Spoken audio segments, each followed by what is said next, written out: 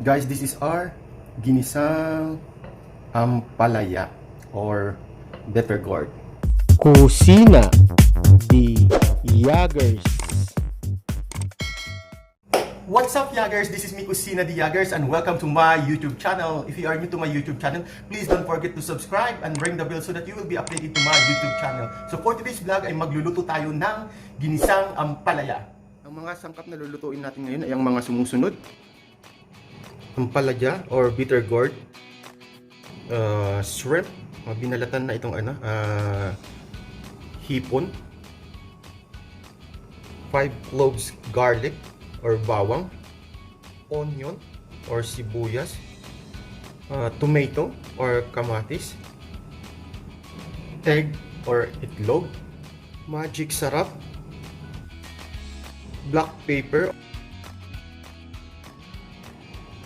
salt or asin, patis or fish sauce, sunflower oil or any kind of oil, vegetable oil or corn oil, any kind of oil will do. Hot water or boiled water. Maglalagay tayo nito ng konti lang mamaya. So let's start. Ang natin gagawin ay we have to mince the garlic or chop it. Paalala lang sa paggamit ng ating chilo. So disclaimer, hindi po ako expert sa paggamit. Kailangan ko ay isang mag luto. So meron na tayong chopped garlic. Next po natin ay ang onion. You need to slice it. Like it ba? Yung natin chop.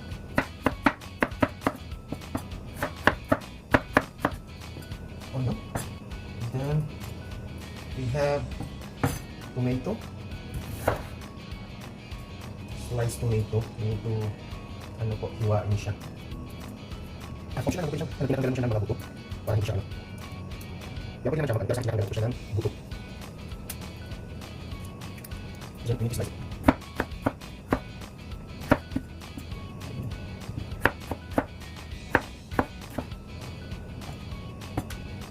Next natin gagawin ay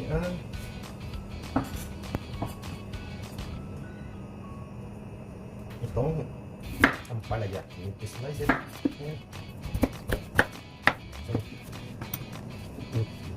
Kakaluin lang natin ito.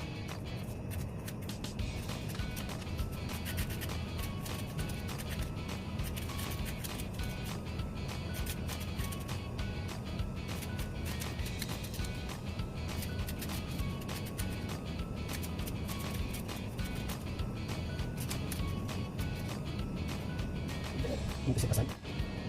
So, this is already hinugasan na itong yung ampalaya. You need to slice it, thin slices. Ito ko yung manipis para hindi siya mapait.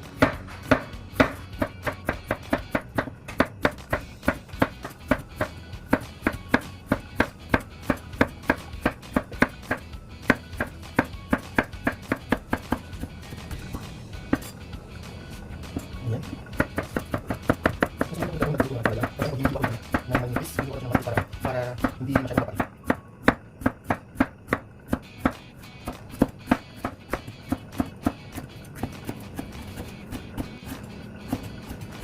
Ayan. So may sikreto tayo para hindi mapait yung ampalaya. Ang kailangan natin dyan ay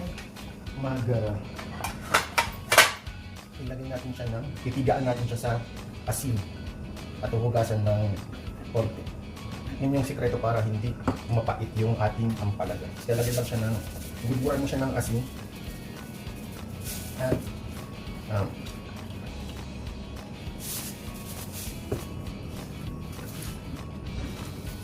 para hindi siya mapait. And then, you need to rinse it. Then, hugasan lang natin ito. Or, yung natin para hindi siya alat. So again, this is optional. Kasi sabi nila, mawawala daw yung yung vitamins na makukuha dito sa ampalaya. Pero yun yung sikreto para hindi mapait ang ating ampalaya. So, this is good for isang katao. I-rinse lang natin siya para hindi siya maalat.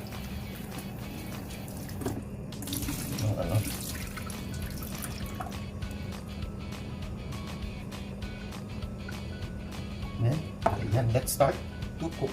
Luto. Una natin ay magpainit tayo, magpa-apoy. Ayan, magpainit tayo sa ating kawali or frying pan. Maglagay ng konting mantika para sa panggisa ng sahog. Ayan, so let's start po mag-saute ng ating, inuuna ko pa rin yung gusto ko rin yung toasted garlic. Unahin ko pa rin yung garlic. Yung sa mga nakikita ko sa YouTube, puro sibuyas, ayaw nila. Pero saan gusto ko toasted. So, nasa sa inyo na po yun guys, kung ano yung natin yung apoy. Gusto ko kasi toasted garlic siya. Lahat ng niluluto ko. Then, ilagay na natin ang ating kamatis. Next ko na yung ating pangsahog na hipon. Ayokong ma-overcook. So, antayin lang natin yung konti yung kamatis. Medyo data. Lalagay na natin ang ating pangsahog na hipon. So, kung wala naman po kayong pangsahog na hipon, pwede naman po kahit pwede rin itlog lang yung pangsahog ninyo. Ilagay niyo kung walang hipon. Para sa konting patis. Wala po akong measurement sa kasi ako lang naman po yung nagluluto sa sarili ko. So, depende na po yun sa ninyo, sa mga panlasa ninyo. So, wala tayong exact measurement. Kundi anuhin nyo na lang po yung panlasa ninyo pag kayo ay nagluluto. So, then, itong lalagay na natin ang ating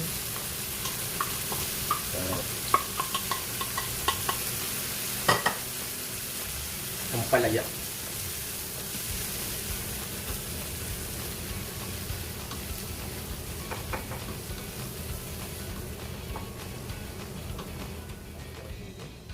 Maglalagay na tayo ng mga seasoning. Lagyan ko ng konting asin and paminta. At haluin lang natin ng konti. Hindi pa ako naglalagay ng tubig sa depende pa yun sa At pwede rin kayo maglagay ng oyster sauce or soy sauce. Sa akin hindi ko na nilalagay ng konting tubig. Yung ating pinakulo na itong tubig na to, nakakulo na siya.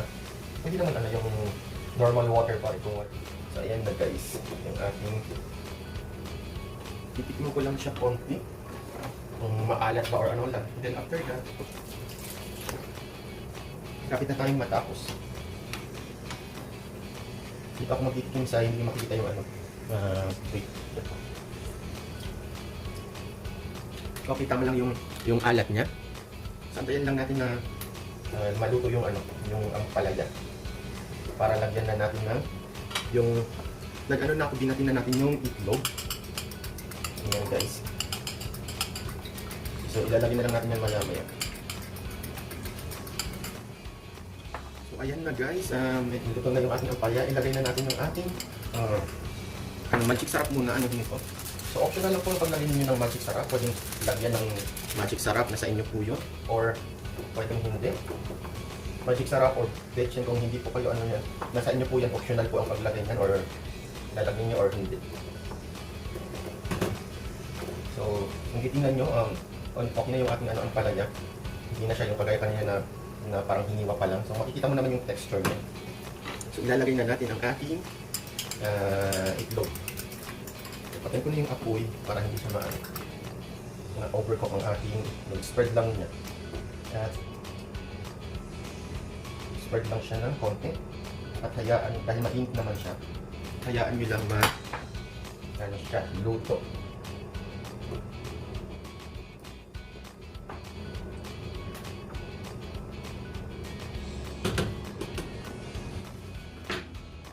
So, guys, this is our Ginisang Ampalaya or better gourd. This is so yummy. Yan guys.